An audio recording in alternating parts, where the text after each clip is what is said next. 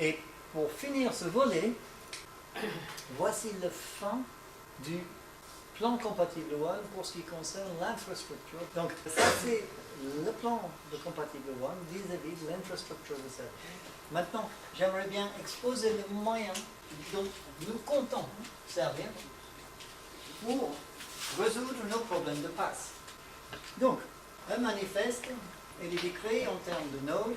Les nodes sont décrits en infrastructure, en images. C'est du network, du storage et du compute. Ça, c'est du système et des packages. Ça, elle est accompagnée par un ensemble de configurations qui sont des actions qui donnent lieu à des instructions. Il y a aussi des informations de sécurité et des informations à compte qui fournissent des infos sur les utilisateurs. Voilà le graphe global de CORDS. Maintenant, ça c'est CORDS version 1. CORDS version 2, c'est sensiblement pareil. Il y a des nœuds qui sont décrits en infrastructure et d'images, mais il y a aussi des nœuds qui sont décrits par les manifestes, qui sont eux-mêmes décrits par des nœuds, qui sont décrits en infrastructure et d'images, et qui sont décrits par les manifestes, qui contiennent des nœuds, décrits par les manifestes, etc. Donc nous avons la possibilité d'encapsuler tout un manifeste à l'intérieur d'un nœud. Du coup, le CORDS initial qui avait un portée de 1 niveau, elle a maintenant un portée de n niveaux. Donc, tout à l'heure, je vous avais dit que le manifeste, le plan qui est issu, est synonyme à une classe. Donc ici, on a l'instancement d'une classe pour représenter un nœud. Donc c'est un langage orienté objet pour la description des systèmes complexes.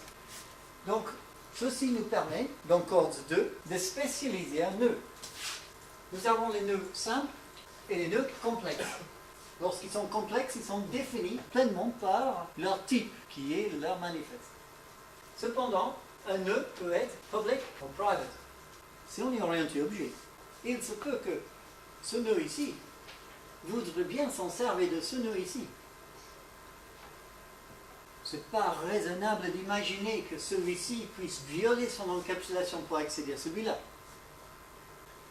Cependant, celui-là qui est nouveau venu et qui connaît son nœud de côté, il peut accéder à ça, parce que le manifeste dans son configuration peut dire je veux connecter celui-là pour utiliser celui-là. Mais il ne pourrait le faire que si celui-là en question était public. Donc, encapsulation. De plus et ça s'appelle l'access. Type, simple ou manifeste, access égale public ou private, and scope égale normal par défaut ou common. Lorsqu'un nœud est dit normal, c'est un composant de service ou manifeste unique. Ça veut dire que si on a un manifeste qui décrit deux nœuds, si on l'instance 2 fois, on aura 2 fois 2 actes de provision. Par contre, si j'ai un manifeste avec un normal et un common, et je l'instance 2 fois, il n'y aura que 3 actes de provision. Donc ma manifeste a un nœud et un common node. Lorsque je l'instance 2 fois, j'aurai un nœud et un common node. Si celui-là utilise le common, celui-là l'utilise et celui aussi. Donc celui-ci est un service provider node. Et en sachant que le nœud peut être complexe, ça peut être un service provider system.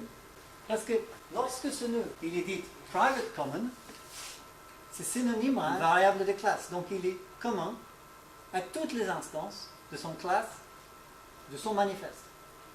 Donc, c'est un private common node. Et ce nœud, il est commun juste au manifeste dans lequel il est décrit.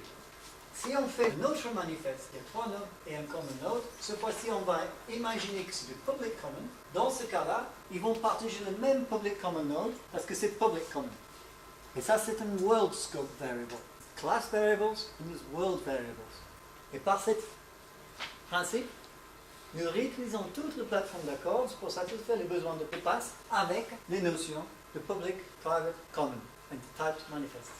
Accords 2 n'est pas juste un langage au simple niveau, c'est un langage orientation objet avec une vocation de décrire des architectures complexes.